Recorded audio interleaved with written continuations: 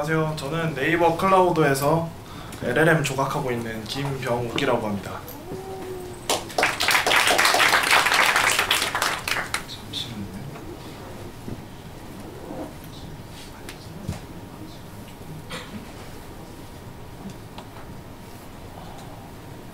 네, 됐습니다. 네, 저는 효율적인 구조 설계와 경량화 기반의 학습 공정을 통해서 90배 학습 비용을 절감했던 저희들의 도전기를 이 발표에서 한번 녹여내보고자 노력을 많이 해보았습니다. 일단 첫 번째로 요구사항이 변화하고 있고 이 서비스 요구사항에 대한 변화가 어떤 학습 인퍼런스 비용으로 미치는지 그 리뷰를 첫 번째 시간에서 다뤄보려고 합니다. 다양한 LLM 서비스가 등장하고 있고 이 LLM이 고도화되면서 모델이 다루는 입출력 길이가 지속적으로 증가하고 있습니다. 특히 최근 LLM은 텍스트뿐만이 아니라 여러 멀티모달리티 입력과 출력을 동시에 처리하게 되면서 처리해야 될 전체 컨텍스트 길이가 더욱 길어지고 있는 것이 현 상황입니다. 또 다른 입출력 길이의 증가 원인으로는 레그 사용이 있습니다. 레그는 현재 대부분의 LLM 서비스에서 활용하고 있는 가장 중요한 기술 중에 하나인데요. LLM이 학습 단계에서 포함하지 못한 최신 정보를 반영하기 위한 기술로서 여러 회사들이 이제 사용을 하고 있죠. 이제 LLM은 학습에 사용한 데이터의 널리지 컷오프 시점 그거에 따라서 그 이후의 정보를 묻는 질문들은 사실과 다른 답변, 할루시네이션과 같은 현상들을 발생을 하게 되는데 이런 할루시네이션과 같은 현상들이 사용자들로 인하여 이제 품질을 저하시키는, 품질이 저하됐다고 느끼는 그 이유로 이제 작용되게 됩니다. 따라서 레그는 사용자 질의와 관련된 최신 정보를 외부 DB 등을 통해서 검색을 해서 이를 가져옴으로써 LLM 입력이 함께 제공을 하여 LLM이 최신 정보를 학습을 하지 않았음에도 그걸 참조해서 연산할 수 있도록 하는 방법인데요. 이런 방법을 사용하면서 기법들이 점차 보편화가 되고 LLM이 처리해야 되는 입력 길이는 점점 더 길어지고 있는 것이 현 상황입니다. 이러한 변화는 외부 자료에서도 쉽게 찾아볼 수 있습니다. 아래 그래프는 서비스에 게시된 모델들의 입출력 길이별 성능을 표현한 그래프인데요. X축에 의미하는 게 잘 작아서 보이진 않으시겠지만 입출력 길이를 그 K 단위로 표시를 한 거라고 보시면 되고 그때 Y축에 의미하는 게 얼마나 잘 맞추는지에 대한 평가라고 보시면 될 것 같습니다. 오른쪽 위쪽에 있는 모델일수록 더 긴 입력을 더 잘 이해하고 처리하는 모델이라고 보시면 되겠는데요. 옆에 라벨 보면은 알겠지만 최근에 이제 지원한 모델일수록 더 긴 입력을 더 잘 지원한다고 이제 보실 수가 있습니다. 이렇게 서비스 요구사항의 변화로 인해 LLM이 처리해야 될 입출력 길이가 달라지게 되면 모델을 확보하고 그걸 서비스하기 위한 학습 및 인퍼런스 비용이 같이 증가하게 됩니다. 아래 그래프가 이 비용에 대한 그래프를 조금 표현할 본 그림인데요. 일단 왼쪽에 있는 그래프가 7B 모델을 기준으로 입력 길이별 연산량을 표현한 그래프고요. 이제 오른쪽 그래프가 그 입력 길이별 필요한 컨텍스트를 정보하기 위해 필요한 키밸류 캐시의 사이즈를 이제 표현한 그림입니다. 여기서 왼쪽 그래프부터 설명을 드리자면 빨간색이 차지하는 비중이 연산 전체에 있어서 이제 모델의 파라미터를 연산하는 데 들어가는 일반 XW 트랜스포즈라고 하는 리니어 연산의 비중을 의미하고요. 그리고 파란색이 의미하는 게 저희가 입력으로 들어오는 컨텍스트들을 다루는 그 잼 연산을, 어텐션의 잼 연산을 의미를 합니다. 지금 8K부터 이제 1밀리언의 시퀀스를 다루는 길이까지 입출력 길이별 연산 비중을 확인을 해봤을 때 이제 32K만 넘어가도 이제 어텐션 연산이 차지하는 비중이 거의 50 이상으로, 심지어 1밀리언 같은 경우에는 대부분이 이런 입출력 길이를 다루기 위해 처리하는 비중으로 들어가는 걸 확인하실 수가 있습니다. 입출력 길이가 길어짐에 따라서 이 입출력 길이를 저장하기 위한 그 키밸류 캐시 사이즈도 기하급수적으로 증가할 수밖에 없는데요. 이 키밸류 캐시 사이즈가 입출력 길이가 길어지면 길어질수록 더 많은 양의 정보를 저장해야 되고 심지어 모델보다 더 큰 사이즈를 차지를 하게 되게 됩니다. 이처럼 입출력 길이에 따라 달라진 LLM 학습과 인퍼런스 비용의 중심에는 어텐션 연산이 있는데요. 다음 장에서 보다 자세히 설명을 해드리도록 하겠습니다. 인퍼런스 비용에 대한 이야기를 하기 위해서는 LLM의 인퍼런스에 대한 설명을 먼저 드릴 필요가 있습니다. LLM의 인퍼런스에는 크게 프리필이라는 단계랑 디코딩이라는 단계로 나누어 볼 수 있는데 사용자의 입력이 한 번에 들어와서 처리가 되는 프리필 단계가 있고, 이전 컨텍스트 정보를 바탕으로 다음 토큰을 하나 가져와서 연산을 하고, 그렇게 연산한 다음 토큰을 바탕으로 그 다음 토큰을 연산하고, 이를 반복적으로 수행하는 디코딩 단계가 있습니다. 이러한 단계별 다른 입출력 처리 특성을 가지는 LLM을 잘 이해하기 위해서는 그 입력 처리에 들어가는 연산 종류랑 크기, 그리고 출력 처리에 들어가는 데이터의 방식을 더 잘 이해할 필요가 있는데요. 아무래도 프리필 페이지 같은 경우에는 한 번에 모델을 읽어와서 다량의 입력을 한 번에 처리를 해야 되다 보니까 많은 연산 유닛을 가진 하드웨어가 필요로 하고 많은 연산량을 필요로 하게 됩니다. 반면 출력 처리 같은 경우에는 이전 컨텍스트 정보를 매번 다시 계산할 필요가 없기 때문에 캐시로 들고 있게 되고, 그 과정에서 현재 토큰 T번째 토큰 하나만을 연산을 하고 이전 컨텍스트 정보를 읽어오고, 그리고 다음 토큰을 연산하기 위해서 또 이전 토큰 정보랑 이제 같이 버무려 가지고 그 다음 토큰을 읽어오고, 이처럼 한 토큰을 만들어내면서 자꾸 이제 모델을, 그리고 모델에 필요한 웨이트를 반복적으로 불러오는 작업을 수행을 하게 됩니다. 그러면서 가장 오른쪽 그림과 같이 프리필은 연산 유닛이 대부분의 비중을 차지하고 있고, 메모리 읽는 부분들은 이제 연산에 비해서 상대적으로 좀 수월한 걸 보실 수 있고요. 그래서 컴퓨트 바운드 특성을 많이 보이고, 디코딩 같은 경우에는 메모리를 읽어오는데 대부분의 시간을 소모하게 됩니다. 그래서 컴퓨트보다는 메모리 바운드인 특성을 많이 보이고 있습니다. 이렇게 프리필과 디코딩에서의 바운드되는 부분의 차이는 LLM 인퍼런스의 핵심 연산인 잼 연산으로 설명을 해볼 수가 있습니다. 잼 연산은 어떤 쉐입의 매트릭스끼리 곱하는 것인가에 따라 컴퓨테이션 바운드를 발생시키기도 하고요, 메모리 바운드를 발생시키기도 하는데요. 이를 시간 복잡도랑 공간 복잡도의 관계로 얘기를 드려보고자 합니다. LLM의 잼 연산은 파란색 네모로 표시된 어텐션 레이어의 QK 트랜스포즈 잼 연산과 이제 빨간색 네모로 표시된 리니어의 XW 트랜스포즈 잼 연산으로 나누어 설명드려볼 수 있습니다. 각각에 대한 시간 복잡도나 공간 복잡도로 설명드리면 아래에 있는 검정 글씨와 똑같습니다. 일단 파란색 네모부터 설명을 드리자면, 입력으로 들어오는 데이터가 각각 쿼리랑 키에 나눠져서 똑같이 들어오게 되고, 그때 이제 L이라는 동일한 입력을 다루게 되면서 각 토큰별 H라는 이제 모델 파라미터를 의미하는 히든 사이즈 차원을 가지게 되고요. 이렇게 연산하게 되면 나오는 결과물인 QK 트랜스포즈는 시퀀스 랭스 바이 시퀀스 랭스라는 쉐입을 가지게 됩니다. 이를 시간 복잡도로 계산해보면은 L제곱 H라는 시간 복잡도를 가지게 되고요. 반면 이제 웨이트에 연산을 하기 위한 이제 XW 트랜스포저 같은 경우에는 모델의 입력으로 들어온 액티베이션의 쉐입인 L by H랑 이제 모델의 파라미터, 웨이트 정보를 의미하는 H제곱, H by H 쉐입이 입력으로 들어오게 돼서 결과물은 L by H가 나오게 되고, 이를 시간 복잡도로 표시하면 LH 제곱 시간 복잡도를 가지는 걸 확인하실 수 있습니다. 공간 복잡도는 그냥 단순히 입력으로 들어오는 두 파라미터의 크기를 더한 걸로 표시를 해볼 수 있습니다. 이렇게 프리필 페이지를 표현을 해볼 수 있고, 디코딩 페이지에서의 시간 복잡도랑 공간 복잡도는 상당 부분 유사하지만 한 부분에서 좀 다른 특성을 보이는데요. 아까처럼 이전 컨텍스트 정보를 반복적으로 참조해서 연산을 하기 때문에 일부 연산들에 대해서는 캐싱을 하게 되고, 실제 입력으로는 L이 들어오는 게 아니라 이제 하나의 토큰에 대한 입력만을 처리를 함으로써 LQ 부분에 들어가는 길이가 1로 고정되게 됩니다. 이러면서 이제 원래 시간 복잡도가 L제곱 H였던 게 LH로 바뀌게 되고요, LH 제곱이었던 시간 복잡도가 H 제곱으로 바뀌게 됩니다. 이런 시간 복잡도나 공간 복잡도를 이해하면 둘 관계를 통해 각 단계가 어떤 부분에 더 많은 오버헤드를 가지게 될지를 예측할 수가 있습니다. 각 연산의 시간 복잡도랑 공간 복잡도를 잘 보시게 되면 입출력 길이 L이 증가함에 따라 공간 복잡도보다 시간 복잡도가 더 급격하게 증가하는 걸 확인하실 수 있는데요. 여기서 입출력 길이에 따라 연산별 시간 복잡도의 비중에서 어텐션 연산과 리니어 연산이 차지하는 비중이 달라지게 됩니다. 지금 저 노란색 네모에 표시한 시간 복잡도에서 왼쪽이 의미하는 게 일반 웨이트를 곱하기 위한 잼 연산이고요, 오른쪽 부분이 이제 컨텍스트 정보를 다루는 어텐션 연산에서의 잼 연산을 의미를 하게 됩니다. 보시면 똑같이 L이 증가함에 따라 일반 잼 연산은 H제곱이라는 시간 복잡도 텀으로 증가를 하게 되고요, 반면 어텐션 같은 경우는 LH 텀으로 증가를 하게 돼서 시퀀스 길이가 짧을 때에는 어텐션 연산의 비중이 작아지게 되고요. 이로 인해서 리니어 연산의 비중이 증가하게 되는 그 효과가 있습니다.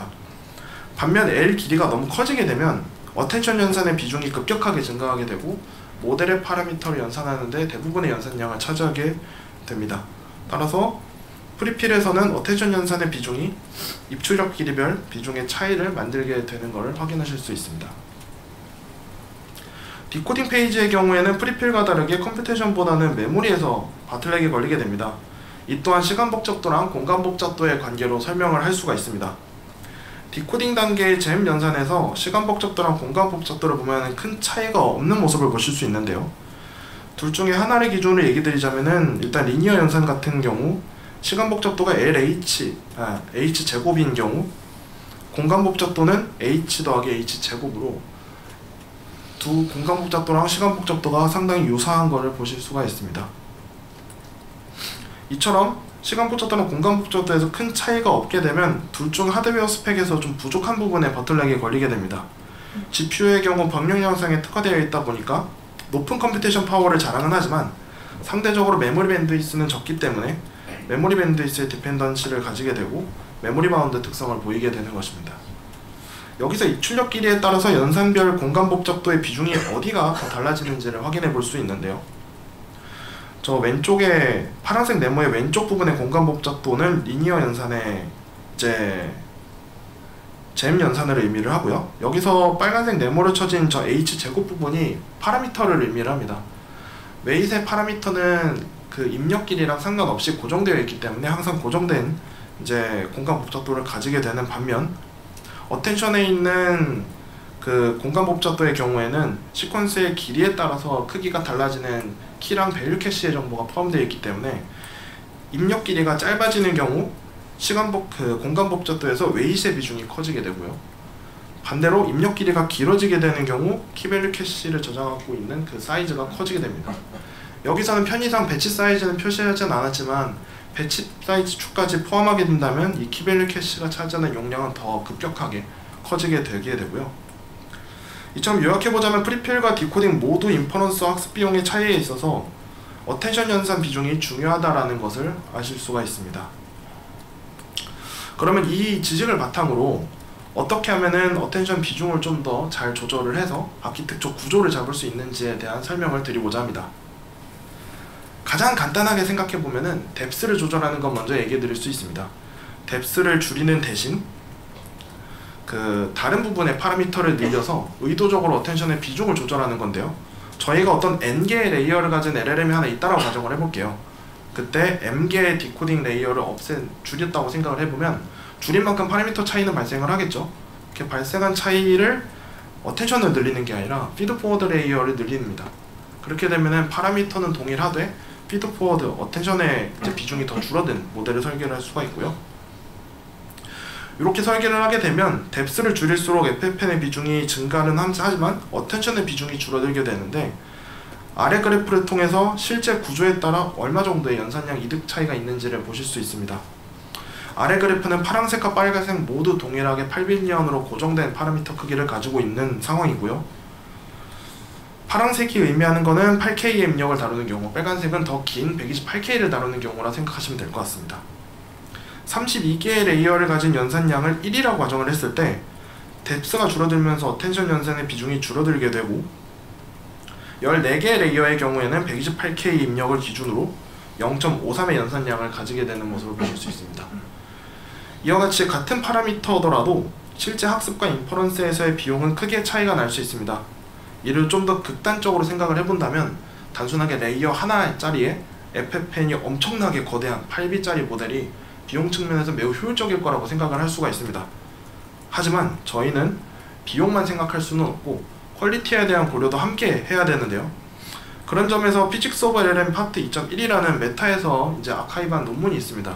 이 논문에서 좋은 실험을 하나 해줬는데 동일한 파라미터의 모델 구조를 다양하게 학습을 해봤을 때 어떤 구조에서 매스매티컬 리즈닝 성능이 뛰어난지를 확인한 그래프입니다. 이 논문에서는 뎁스가 깊은 모델에서 매스매티컬 리즈닝 성능이 좋다는 걸 보여주고 있고요.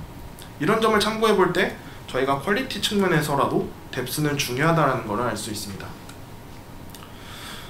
여기서 이런 뎁스를 고려를 안 할 수가 없다 보니까 뎁스에 대한 고려를 하기 위해서 뎁스에 대한 고려를 하기 위해서 저희가 하나의 축을 더 두었습니다. 히든 사이즈라는 축을 하나 더 두고 아키텍처를 서치하게 되었는데요.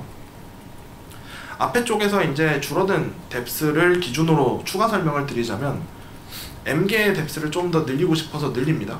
그러면은 파라미터가 더 커졌겠죠? 이렇게 커진 파라미터를 히든 사이즈를 줄여가지고 이제 파라미터 수를 맞춥니다. 그러면은 전체적인 파라미터는 같지만 어텐션의 비중은 좀 더 줄어든 모델을 설계를 할 수가 있습니다. 이렇게 설계하면 뭐가 좋냐? 원래 18개의 레이어를 가진 0.64라는 비용을 가진 모델이 있다고 하면 얘를 뎁스를 한 8개 정도? 6개 정도 더 늘리면서 파라미터 연산량은 동일한 그런 모델을 만들 수가 있습니다. 여기까지 들으신 분들이라면은 이런 궁금증도 생기실 거예요. 이전 장표 얘기대로라면 뎁스가 깊을수록 퀄리티가 좋다는 건데 이게 실제 학습하면 모델 성능 안 좋은 거 아닌가? 뎁스를 아무래도 깎고 어텐션 비중을 조절해서 이제 인퍼런스 비용을 가져오다 보니까요. 하여 이를 위한 실험을 하나 보여드리고자 합니다. 아래는 공개된 데이터셋을 가지고 학습을 했고요. 임의의 3B 모델 2개를 학습 그래프로 그린 그래프입니다. 파란색이 26개 레이어를 가진 모델이라고 봐주시면 될 것 같고요. 주황색은 파란색보다 앞에 개념을 섞어서 더 구조를 효율적으로 잡은 모델이라고 보시면 될 것 같습니다. 하여 14개의 레이어를 가진 모델로 파란색보다 어텐션 비중이 줄어들어서 동일한 데이터를 연산했을 때 연산량을 15에서 20% 정도 더 줄인 모델이라고 보시면 되겠고요. 왼쪽 그래프에서의 X축은 학습 데이터의 양을 의미를 합니다. 이걸 봤을 때 결국 왼쪽 그림과 같이 최종 성능은 만나지만 인퍼런스를 효율적으로 가져간 구조를 잡은 모델이 더 많은 데이터를 학습해야 되는 상황임을 아실 수가 있습니다. 이러면 이 인퍼런스는 효율적인데 결국은 학습하는데 돈 더 드는 거 아니냐 생각할 수 있는데요. 오른쪽 그래프는 이 그래프를 동일하게 그린 그래프인데 X축의 의미만 다르게 표현한 겁니다. 연산량이나 학습 시간으로 축을 바꿔본 것인데요. 동일한 데이터를 더 적은 연산량으로 학습할 수 있다 보니까 같은 시간 동안에 같은 지점으로 이제 만나는 걸 보실 수 있습니다. 더 적은 연산량으로 학습할 수 있다라는 거를 바꿔서 얘기를 해보면 동일한 시간 동안에 더 많은 데이터를 학습할 수 있다라는 얘기로 치환할 수가 있습니다. 이를 트레이드오프로 제시를 해서 저희가 이제 더 효율적인 구조로 이제 컨트리뷰션을 할 수가 있었고요. 오른쪽 그래프에서 같이 시간은 같지만 주황색 모델이 더 많은 데이터를 학습함으로 인해서 최종적으로 같은 성능에 도달하는 걸 확인할 수가 있었습니다. 여기까지 얘기를 하고 나서 오픈소스 LLM들의 아키텍처를 분석해보면 조금 다르게 보입니다. 왜 이런 구조를 잡았는지 생각해 볼 수가 있게 되는데요. 직접적으로 이러한 인사이트들을 아키텍처에 녹여냈다고 이제 누구도 얘기해 주지는 않습니다. 근데 인퍼런스 학습 비용의 고려가 이 안에 다 들어가 있음을 저희는 알 수가 있습니다. 지금까지 모델 구조를 설계하는 것에 대한 이야기를 드렸습니다. 하지만 이것만으로는 여전히 학습 비용은 매우 비싼 것이 사실이고요. 저희는 LLM 학습을 보다 비용 효율적으로 하고자 많은 고민을 했습니다. 지금부터는 그 노력의 과정과 결과를 소개해드리고자 합니다. 지금 LLM은 한 번 학습하는 데만 해도 막대한 비용이 필요한 상황입니다. 그렇다고 매우 똑똑한 LLM 하나만 잘 만들어서 여러 서비스에 다 쓰기에는 LLM 서비스마다 다 다른 크기의 LLM을 필요로 할 수 있는 것이 현 상황입니다. 서비스마다 요구 조건과 제약 조건을 다 다르게 가지고 있기 때문에 만족하는 퀄리티의 기준 또한 다 다르게 되고요. 어떤 서비스는 매우 높은 퀄리티의 만족도를 필요로 하는 반면 어떤 서비스는 그 정도까지 높은 퀄리티의 만족도를 필요로 하지 않는 대신 빠른 서비스를 필요로 하는 경우도 있을 수 있습니다. 하여 이처럼 다양한 크기의 모델을 필요로 하는 경우가 많지만 지금의 학습 비용은 0.6B라는 작은 크기의 모델을 아마존 애저 서비스로 학습한다고 가정했을 때만 해도 12억 원이라는 비용이 들게 됩니다. 이렇게 되면 큰 모델 하나 잘 만들기에도 GPU 자원이 한정되어 있다 보니까 실험을 하기에도 바쁜데 다양한 크기의 모델까지 같이 학습해야 되다 보니 더 많은 노력과 자원이 투입이 되게 되고요. 저희는 어떻게 하면 작은 모델을 학습하는 비용을 획기적으로 줄일 수 있을까 라는 고민을 하게 됐고, 그러던 차에 똑똑한 큰 모델 하나 잘 만들 거니까 얘를 이용해서 작은 모델을 좀 더 효율적으로 학습해 볼 수 있지 않을까 라고 생각을 해볼 수 있게 되었습니다. 구체적으로는 아래와 같습니다. 큰 모델의 지식을 최대한 보존하면서 상대적으로 중요하지 않은 웨이적 모델을 날립니다. 그렇게 날려서 작은 모델의 구조를 잡고, 이렇게 작은 모델은 이제 아무래도 상대적으로 중요하진 않았지만 그래도 애큐리시 손실이 발생할 수밖에 없거든요. 이렇게 발생된 손실을 원래 원본 큰 모델로부터 출발한 아이다 보니까 그 큰 모델의 지식을 배우는 과정을 통해서 잃어버린 지식을 재학습하는 프로세스를 도입을 했습니다. 이를 플로우 단위로 자세히 표현해보면 다음과 같습니다. 왼쪽 그림을 보시면 되는데요. 고퀄리티 모델의 학습 데이터를 가지고 저희가 일반적인 LLM 학습하듯이 학습을 해서 고성능 LLM을 만듭니다. 이렇게 만든 LLM을 중요하지 않은 부분만 날려서 이제 작은 모델을 프루닝을 통해서 만들고요. 이렇게 만든 초기 모델과 이제 이 모델의 원본격이 되는 큰 모델을 베이스로 해서 이제 널리지 디테일레이션을 통해 지식을 배우게 됩니다. 이렇게 되면 고효율로 학습된 작은 크기의 LLM이 나오게 되고요. 이렇게 프루닝과 디스틸레이션을 통해서 만든 경영 학습 공정은 기존 친칠러 옵티멀 이상의 데이터를 프롬 스크래치로 투입해서 학습한 모델보다 약 90배라는 적은 학습 데이터만으로도 학습할 수가 있게 됩니다. 지금은 이 그래프에서 손수 그림을 그렸지만 저희가 많은 실험을 통해서 그 경향을 녹여낸 그림이라고 생각해 주시면 될 것 같습니다. 여기서 저희가 프루닝 디스틸레이션을 기반으로 경영학 학습 공정을 만들다 보니까 몇 개 느낀 점들이 있는데요. 가장 중요한 단계 중에 하나가 큰 모델의 지식을 최대한 잘 보존한 작은 모델을 만드는 부분이었습니다. 프루닝의 방식에는 어떤 스트럭처를 가지도록 의미 없는 웨이트를 날리는지에 따라서 이제 그 구조화된 정보의 크기 레벨에 따라 언스트럭처드부터 이제 스트럭처드 레벨까지 다양한 이제 방식이 존재하게 되는데요. 이 단계에서 아무래도 스트럭처 레벨이 높아지면 높아질수록 하드웨어에서 가속하기는 되게 쉬워집니다. 반면 애큐리시 하락은 되게 급격하게 발생할 수밖에 없는 게 그 덩어리 하나 단위 안에 이제 중요하고 안 중요한 웨이트가 다 섞이게 되면서 아무래도 애큐리시 하락이 손실이 더 크게 되고요. 이 단계에서 최대한 중요한 부분만 잘 남기는 것이 이후 성능과 이제 학습 양에도 큰 영향을 미치는 것을 저희는 확인을 할 수 있었습니다. 다음으로는 이렇게 작은 모델이 어떻게 큰 모델의 지식을 배우는지에 대한 방법론이 중요했는데요. 작은 모델 입장에서 보면은 큰 모델의 서브 네트워크 형태라고도 볼 수 있을 정도로 상당히 유사한 아웃풋 디스트리뷰션을 따라 해내는 모습을 볼 수 있습니다. 하지만 프루닝 과정에서 발생하는 정확도 하락을 복구할 방법이 필요했고, 여기에 저희는 원본 모델의 아웃풋 분포를 작은 모델이 배우도록 하는 그 널리지 디스틸레이션 기법을 도입을 해서 학습을 하게 되었습니다. 이를 통해 원래 표현할 능력은 됐지만 상당 부분 그 정확도 손실이 일어난 작은 모델을 다시 한번 큰 모델의 지식을 배우도록 함으로써 더 빨리 회복시킬 수 있는 방식을 결과물을 만들어낼 수 있었습니다. 이처럼 두 방식을 합쳐서 의미 있는 결과를 만들어낼 수는 있지만 실제 서비스를 적용하기까지 고려해야 될 몇 가지 포인트들이 있었습니다. 그 중에 하나가 학습 파이프라인의 복잡성으로 기인하는 문제였는데요. 지금의 LLM은 단순하게 하나의 모델을 만든다는 측면을 넘어서 여러 가지 공정이 개입이 되는 어떻게 보면은 복잡한 학습 과정을 거친 모델입니다. 프리트레이닝 페이지에서 대량의 지식을 주입을 하고 긴 입력을 지원하기 위한 이제 롱 컨텍스트 튜닝 단계를 거쳐서 포스트 트레이닝에서 어느 정도 구조화된 지식을 주입하는 SFT 단계, 그리고 사람의 피드백에 더 얼라인이 잘 된 RLHV 단계를 거쳐서 모델이 나오게 되고요. 얘는 상당히 간략하게 표현을 했지만 다양한 공정들이 더 있고, 심지어 멀티모달리티를 다루게 되면 이미지랑 비디오, 오디오까지 추가가 되는 등 공정은 더 복잡해지게 됩니다. 이런 경우 저희가 앞의 공정을 이제 뒷단계에 이제 반영을 하자니 앞단계의 지식을 다 보존을 시켜야 된다라는 그 챌린지가 존재를 하게 되고요. 반면 뒷단계에 공정에 적용한다면 장점으로는 협업 코스트가 되게 적어진다 라는 장점은 있습니다. 그렇다고 앞단계에 적용을 하자니 다음 공정과의 시너지를 다 하나하나 검증을 해나가면서 뚫어나가야 된다는 협업 코스트의 증가라는 문제점이 있습니다. 하지만 시너지가 잘 나온다면 뒤에 공정과 논리를 그대로 활용할 수 있다는 장점이 있습니다. 이런 선택지에 있어서 저희는 앞에 공정에 추가하는 방식을 선택을 했습니다. 협업 코스트가 다소 들더라도 뒷공정과 시너지를 더 낼 수 있는 방법에 초점을 맞췄다고 보시면 될 것 같습니다. 이런 방식을 통해 저희 하이퍼클로버 X 시드 띵크 모델 14B 모델이 나올 수가 있었고요. 이렇게 만든 시드 띵크 14B 모델은 한국어나 한국어 문화에서 더 우수한 성능을 타사 모델 대비 이제 보여주는 모습을 보여줬고, 그 영어랑 미국 문화에 대해서는 상대적으로 비슷한 성능이나 조금 살짝 떨어지는 결과를 볼 수 있었습니다.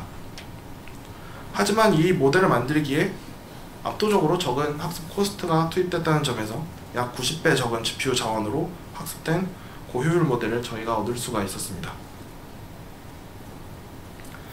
여기까지 모델의 구조를 잘 잡는 과정과 학습 비용을 줄이기 위한 방법을 이야기 드렸습니다. 여기에 실질적으로 서비스 비용을 절감할 방법들과 그 과정을 추가로 소개해드리고, 마지막으로 저희가 하이퍼클로버 X의 경량화 기술을 준비하는 새로운 가능성을 얘기하는 걸로 발표를 마무리를 하려고 합니다. 지금까지 어텐션 현상의 비중을 효과적으로 줄일 수 있는 구조랑 이러한 구조의 모델을 작은 비용으로 학습하기 위한 방법을 소개해드렸습니다. 여기서는 추가로 긴 입출력 처리에서의 인퍼런스의 비용을 줄이기 위한 대표적인 방법인 키밸류 캐시 컴프레션을 얘기를 드리고자 합니다. 그러기에 앞서 키밸류 캐시가 담고 있는 정보가 과연 무엇일까를 살짝 언급을 하고 넘어가려고 하는데요. 키밸류 캐시에는 다양한 정보들이 포함되어 있습니다. 시스템 프롬프트로 걸어놓을 제약도 들어가 있고요. 그리고 렉을 쓴다면은 그 렉으로 처리하기 위한 검색된 사용자의 좀 도움되는 데이터도 포함이 되어 있을 것이고요. 사용자의 입력 대화 패턴들도 다 보관이 되어 있을 것입니다. 뿐만 아니라 LLM이 출력을 하면서 이제 만들어내는 결과물 또한 같이 포함이 되게 되는데요. 이러한 키밸류 캐시 압축 방법들 중에서 이러한 키밸류 캐시가 저장되어 있는 컨텍스트 정보를 손실시키는 방법들이 대표적이고, 그 중에서 가장 잘 알려진 방법이 이빅션하는, 이제 중요하지 않은 정보랑 중요한 정보를 구분해서 중요하지 않은 걸 제거하는 방식을 선택을 하게 됩니다. 저희는 이런 경량화를 적용하기 위해 여러 방식을 고민을 해봤습니다. 다만 이번 발표에서는 특정 이백션 방식 자체를 상세하게 설명드리기보다는 실제로 저희가 서비스에 적용하려고 할 때 어떤 걸 고려했고 어떤 고민들이 필요했는지에 대해 초점을 두고 얘기를 드리고자 합니다. 그런 관점에서 이빅션 방법들을 적용할 때 경량화 적용 후 가속으로 얻을 수 있는 효과는 확실하지만 중요하지 않은 컨텍스트가 제거되는 것이 과연 괜찮을지에 대한 고민을 하게 되었습니다. 이쯤에서 이제 에버리지 스코어에 대해서 좀 얘기를 드리려고 하는데, 대부분의 경량화 적용된 결과들을 보면 평균적인 성능은 떨어지지 않는 모습을 이제 리포트를 하고 있습니다. 이렇다고 과연 안전할까에 대해서 저희는 생각을 해봐야 되는데요. 하락한 벤치마크가 어떤 부분은 많이 생기고 어떤 거는 오히려 조금 올라가서 플러스 마이너스 제로가 돼서 에버리지 스코어는 그대로일 수도 있죠. 근데 만약에 하락한 테스트가 경량화했는데 세이프티라면 혹은 할루시네이션이라면 얘네는 아무리 빠른 서비스다 하더라도 이제 사용자들로 인해서는 이제 신뢰도 하락으로 이어질 수가 있는 문제가 됩니다. 그렇다고 이런 코너 케이스들을 미리 다 파악하자니 LLM을 평가하기가 지금 많이 어려운 것이 현실입니다. 이런 코너 케이스들에 대해서 고려를 해도 되는지 안 되는지에 대한 좀 예시를 준비를 해보았습니다. 이빅션 방식을 통해서 이제 압축률에 따라 중요하고 중요하지 않고 상대적으로 결정이 되다 보니까 조금이라도 중요한 정보가 날아가면서 그 날아간 정보의 일부가 시스템 프롬프트를 건드리게 되고, 이렇게 건드리게 되면 원래 시스템 프롬프트로 야, 너 개인정보 얘기하면 안 돼 라고 했던 게 어느 순간 개인정보를 술술 뱉는 현상을 오픈 모델들에서 관찰할 수가 있었고요. 그리고 사용자들은 이제 멀티터널 대화를 시도를 하죠. 그렇게 멀티터널 대화 시도할 때 이전 컨텍스트 정보가 중요하지 않았다 이거예요. 그래서 날아갔어요. 근데 사용자가 대화하다가 이전 정보를 끌고 와서 다시 얘기를 해보고 싶어요. 그런 경우 이전 정보는 이미 없어졌습니다. 그래서 이게 할루시네이션으로 이어지는 현상들이 발생을 했고요. 그래서 이런 결국 손실이 없는 정도의 적용을 경량화로 하든지 아니면 사람이 개입해서 더 면밀한 검증이 필요한 이제 상황이 되었습니다. 하여 저희는 그 경량화를 서브로 가져가는 방법을 선택을 하게 됐고요. 그 모델 구조와 비용을 고려해서 학습 코스트를 더 잘 이끌어내고 이제 추가적으로 경량화는 적은 압축률로 이제 가속 효과를 최대한으로 끌어내는 그런 방식의 체계를 마련하게 되었습니다. 이런 코너 케이스드 문제뿐만 아니라 학습 파이프라인 복잡성으로 인한 문제 또한 발생을 하게 됩니다. 아까 봤던 그림과 익숙하실 수 있겠는데요. 경량화로 오게 되면은 더 급격히 이런 문제가 대두되게 됩니다. 앞 단계에 적용하자니 인퍼런스 가속을 위해 모델 파라미터의 데이터 타입이 경량화 가능한 포맷으로 강제가 됩니다. 그러면 뒷단계 분들은 좋든 싫든 이 포맷을 고려해서 이제 업무를 수행하실 수밖에 없고요. 이러한 부분이 상당히 리서치 영역에서도 이제 활발히 연구되고 있는 분야입니다. 요게 그렇다 보니까 많은 인력과 시간이 들어가게 되고요. 그렇다고 뒷단계에 적용하자니 앞 공정에서 생긴 학습 퀄리티를 모두 신경을 써야 되는 단점이 있습니다. 그래서 압축률이 상당히 제한적으로 적용할 될 수밖에 없고요. 저희가 이러한 전략을 선택한 이유가 되겠습니다. 이러한 고민들을 녹여내서 저희는 비스코프 하이퍼클러버 X 모델 학습 체계를 마련하였습니다. 고성능 플래그십 모델을 기반으로 서비스에 필요한 각종 요구사항들의 모델을 적은 비용으로 생산할 수 있는 저희 비스코프 하이퍼클러버 X 모델 학습 공정을 통해서 네이버 클라우드의 소버린 AI의 가시화하는 데 보탬이 되고자 합니다. 제가 준비한 발표는 여기까지입니다.